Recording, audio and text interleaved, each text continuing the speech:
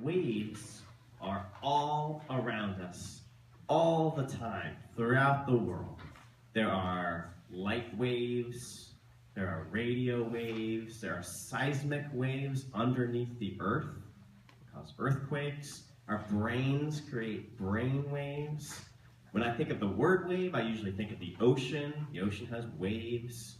And sound is made up of waves. That's the whole premise of what we're going to be talking about today, sound waves. Now, cool. Now, science has a way that we can see these invisible sound waves. And we're going to check out some of these tools right now. The first one you can see up behind us on that big screen. It's called an oscilloscope. Can you say that with me? Oscilloscope.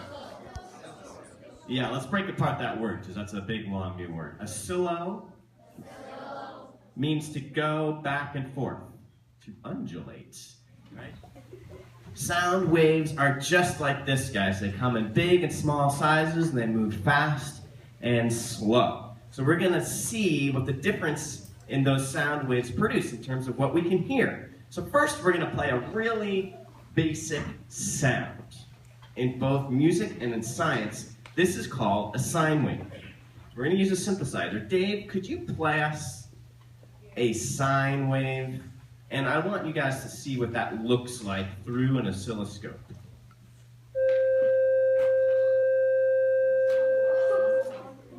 So it's pretty regular. It goes up as high as it goes down low. It's very smooth. There's no weird shapes in it. Let's do it again, and just take your finger and trace it in the air with me. Okay, up and down, rolling very gently like a nice ocean wave. David, can you play a very low-pitched sine wave? Cool, how about a high-pitched sine wave? Ah, very interesting, right? So they're a little bit different. Which one had more waves on the screen there? Which one had more of the waves? The high pitch or the low pitch? High pitch. Yeah, that's right. It's the high pitch because a lot more of those waves scrunched closer together.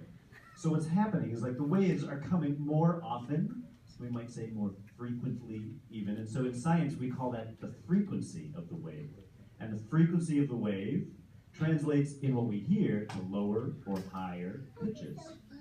And so Maestro Sean here is going to conduct you again.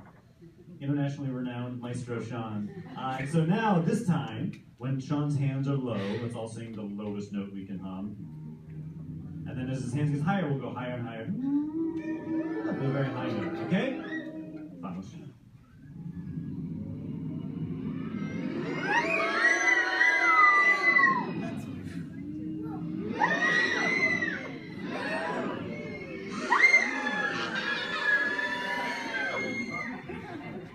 Very nice. Thank you, Maestro Sean.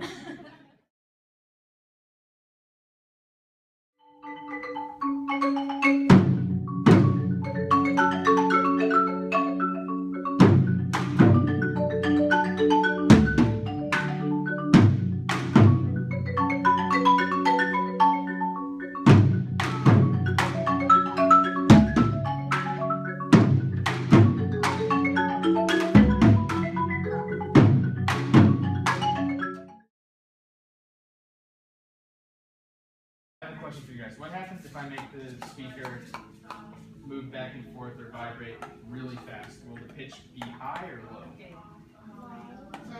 Who wants to vote? Who says low? Who says high? All right, let's see what happens. So I'm increasing it. What's happening to the frequency or to the pitch? Getting higher, right? Increasing. So if I decrease it, what happens to the pitch? Right. All right, so now I have some questions for you guys to see how much you guys can learn about speakers and how they work. What is the range of human hearing? I know you know it. I know you guys know it. I just said it. Okay, let's. Yes, you're the first person to get it this time. You're the first person to remember. That's, yeah, so 20 to 20,000 hertz. So that means that we can hear something that It vibrates back and forth. That's a flute. It's pretty pure.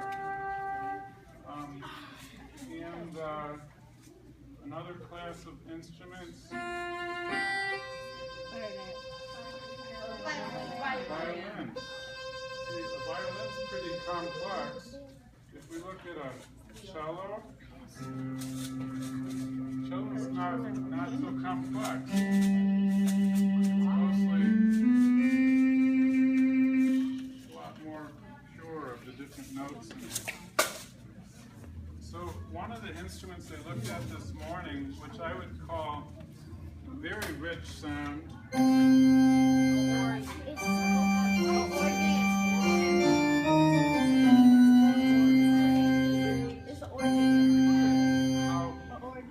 complex or rich the spectrum is. It's a very rich sound to your ear because it's got all these different peaks in it. So these little bumps and these little bumps are actually these little compressions. So when the slinky gets together like this, that's called a compression. In the early universe, they were sound waves that kind of froze. So they were kind of mid-sound. They froze. They got kind of compressed like that. And then the material stayed and collapsed gravitationally. It got so close that eventually it was so dense that it created stars. The material got so hot and close together that it created stars. So right now we're seeing the material collapse, and we're going to see the first stars in the universe start in a moment. That's there. There we go. And they became really loud. And then those became galaxies. The slinky moves in the opposite direction, in the transverse, perpendicular direction to the wave moving. Okay? So those are the two types of waves that I want you to try. Now there's a third type that you can try. It's the crazy wave. Okay? You can try that too, once you've done the compression and the transverse. So I need that sound. Now check out the screen behind me and look at this. You see those green clouds that says stir in the middle? Whenever you see a green cloud in your column, that's going to mean that you're going to stir your shaker just like this. But remember, when there's nothing in your column, that means silence, right?